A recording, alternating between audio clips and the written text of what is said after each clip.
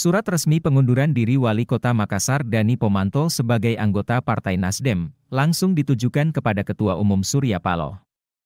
Alasan mendasarnya karena keluarga dan politik. Wakil Ketua Umum DPP Nasdem Ahmad Ali menegaskan, partainya tidak mengakui Dani Pomanto sebagai kader Partai Nasdem.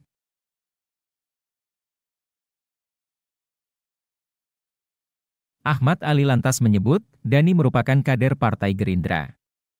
Pihaknya mengklaim telah mengkonfirmasi langsung ke Ketua DPD Gerindra Sulsel, Andi Iwan Darmawan Aras. Lebih jauh Ali menjelaskan, saat Dani mencalonkan diri sebagai Wali Kota Makassar tahun 2020 lalu, untuk mencukupi syarat dukungan selain Nasdem, Dani mendapatkan rekomendasi dari Partai Gerindra. Setahu Ali, calon yang diusung Gerindra kala itu harus menjadi kader, alias memiliki KTA Gerindra. Sementara Partai Nasdem ketika itu, bukan yang mendukung Dani.